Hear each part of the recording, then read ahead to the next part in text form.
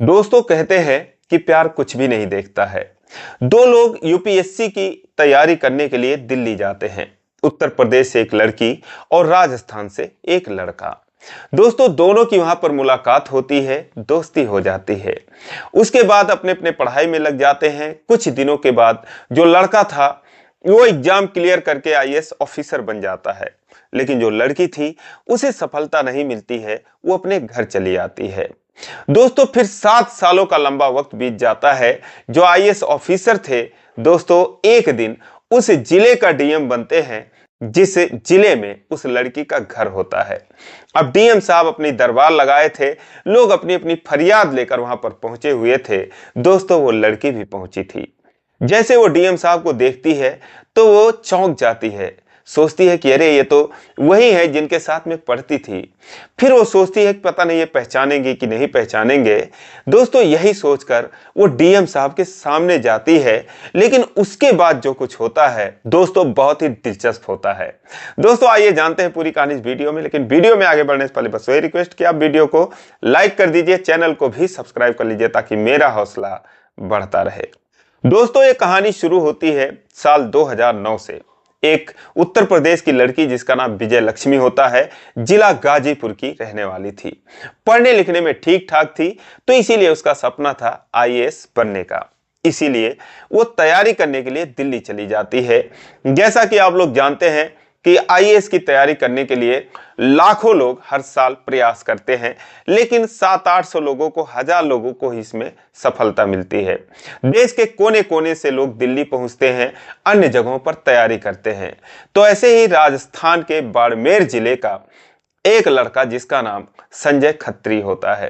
दोस्तों पहले ही वो आरएएस अधिकारी थे, राजस्थान प्रशासनिक सेवा में वो 2 साल से अपनी सेवाएं दे रहे थे। पढ़ने लिखने में ठीक ठाक थे। 8वीं उन्होंने गांव में ही पढ़ी थी, 12वीं उन्होंने फर्स्ट क्लास पास किया। उसके बाद राजस्थान यूनिवर्सिटी से वो बीए करते हैं, एलएलबी करते हैं, और उसके बाद फिर आरएएस अधिकारी बनते हुए उनका सपना होता है कि आईएएस अधिकारी बनकर देश की सेवा की जाए। तो इसीलिए जो संजय खत्री थे वो दोस्तों दिल्ली आ जाते हैं। अब दोस्तों जब दिल्ली आ जाते हैं तो उनकी मुलाकात इत्तेफाक से विजय लक्ष्मी से होती है। विजय लक्ष्मी उनको अच्छी लगने लगती है, दोनों एक दूसरे से दोस्ती कर लेते हैं, बातचीत करने लगते हैं। लेकिन दोस्तों यूपीएससी का एग्जाम बहुत कठिन होता है, पढ़ाई बहुत मुश्किल होती है। जो स्टूडेंट इसको दिल से पढ़ता है दोस्तों अपना फोन वगैरह सब कुछ बंद कर देता है। यही हाल जो है संजय खत्री साहब का था। तो दोस्तों बहुत ही मेहनत और लगन से पढ़ने लगते हैं, और दोस्तों उनकी मेहनत रंग लाती है। साल 2009 का एग्जाम देते हैं और 67वीं रैंक उनको हासिल होती है। दोस्तों यूपीएससी एग्जाम क्लियर हो जाता है। उसके बाद वो आईएएस अधिकारी बनते हैं और वो ट्रेनिंग पे चले जाते हैं। ट्रेनिंग में जाने के बाद जो है उन्हें उत्तर प्रदेश कैडर मिलता है। और दोस्तों जो विजय लक्ष्मी थी वो कुछ दिनों के बाद दिल्ली से वापस अपने घर आ जाती है, गाजीपुर आ जाती है और समाज सेवा का काम करने लगती है। उधर जो आईएएस अधिकारी संजय खत्री साहब थे, जब उनकी ट्रेनिंग पूरी होती है तो उत्तर प्रदेश आते हैं प्रतापगढ़ जिले में, जहां पर वो 1-1.5 साल ज्वाइंट मजिस्ट्रेट के तौर पर काम करते हैं। उसके बाद झांसी के सीडीओ बनते हैं। दोस्तों अपनी ड्यूटी बहुत ही ईमानदारी से करते हैं, लेकिन दोस्तों जब वो 7-8 सालों की सर्विस कर लेते हैं तब उनको जो है पहली बार डिस्ट्रिक्ट मजिस्ट्रेट बनाया जाता है, डीएम बनाया जाता है, वो भी उत्तर प्रदेश के गाजीपुर जिले की। और विजय लक्ष्मी जो है वो गाजीपुर जिले की रहने वाली थी। दोस्तों डीएम हो या एसपी हो, वो जो है सुबह दरबार लगाते हैं और उनके पास जो है सैकड़ों लोग अपनी समस्याएं लेकर जाते हैं, जिनका जो है पुलिस नहीं सुनती है या जो काफी परेशान रहते हैं, कहीं सुनवाई नहीं होती है, तो फिर वो जो है डीएम साहब के पास जाते हैं या फिर एसपी साहब के पास जाते हैं। तो हर रोज जो है डीएम संजय खत्री जो थे दोस्तों उनके पास भी सैकड़ों लोग जाया करते थे। और एक दिन जो है इन्हीं फरियादियों में जो विजय लक्ष्मी थी वो भी किसी काम से जाती है। जब वो जाती है सारे लोग बैठे रहते हैं और तभी जो है डीएम साहब आते हैं, और जैसे ही वो डीएम साहब को देखती है चौंक जाती है। वो सोचने लगती है कि अरे ये तो वही है, शायद संजय खत्री साहब हैं। जिनके साथ मैं पढ़ती थी, जिनसे मेरी बातचीत थी, जिनसे मेरी दोस्ती थी। तब वो खुश हो जाती है, सोचती है चलो मेरा काम तो हो जाएगा, लेकिन फिर सोचती है कि पता नहीं पहचानेंगे कि नहीं पहचानेंगे, इतने बड़े अधिकारी हैं, कौन पहचानता है। दोस्तों अब यही सब वो जो है उधेड़ बुन में लगी हुई थी, और जब उसकी बारी आती है तो वो संकोच करते हुए, डरते हुए डीएम साहब के सामने जाती है और डीएम साहब से कहती है कि सर ऐसी ऐसी समस्या है, मेरा ऐसा काम है। डीएम साहब उसको देखकर मुस्कुरा देते हैं। संजय खत्री साहब पूछते हैं कैसी हो विजय लक्ष्मी। अब दोस्तों जैसे ही वो अपना नाम सुनती है, वो खुशी से एकदम उसके आंखों से आंसू निकलने लगते हैं। कहती है सर मैं ठीक हूं, आपने मुझे पहचान लिया। वो बोलते हैं तुम्हें कैसे भूल सकता हूं, क्यों नहीं पहचानूंगा, और हमारे ग्रुप में इतने सारे लोग थे, तुम भी तो थी। उसके बाद दोस्तों 1 मिनट उससे बातें करते हैं, लेकिन बहुत सारे लोग लाइन में लगे थे, अपनी बारी का इंतजार कर रहे थे, तो इसीलिए जो है 1 मिनट वो विजय लक्ष्मी से बात करते हुए उसको आश्वासन देते हैं कि ठीक है, जिस काम के लिए आप आए हो आपका काम हो जाएगा, मैं तो इसीलिए ही तो बैठा हूं। अब दोस्तों उसके बाद और सारे लोगों की समस्याएं सुनते हैं।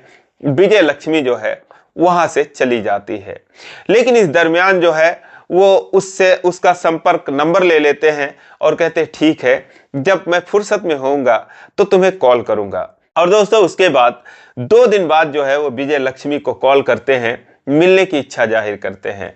विजय लक्ष्मी दोस्तों खुशी खुशी उनसे मिलने के लिए आती है। उसके बाद दोनों बैठते हैं, चाय नाश्ता करते हैं और ढेर सारी उन दिनों की बात होती है जिन दिनों वो दोनों पढ़ाई कर रहे थे। उसके बाद वो पूछते हैं कि क्या तुम्हारी शादी हो गई है। विजय लक्ष्मी कहती है नहीं सर, मेरी शादी नहीं हुई है, आपकी हो गई है क्या। कहते हैं कि मेरी भी नहीं हुई है। दोस्तों उसके बाद जो है आंखों ही आंखों में दोनों में प्यार हो जाता है, और फिर उसके बाद दोनों लोग अक्सर जो है कई बार मिलते हैं। गाजीपुर में 15 महीनों तक जो है वो डीएम रहे थे। इस दौरान विजय लक्ष्मी अक्सर किसी काम से उनसे मुलाकात कर लेती थी। एक दिन जो है जो संजय खत्री साहब थे वो विजय लक्ष्मी को प्रपोज करते हैं और कहते हैं कि क्या तुम मुझसे शादी करोगी। अब दोस्तों जैसे ये सुनती है तो विजय लक्ष्मी के आंखों से आंसू गिरने लगते हैं।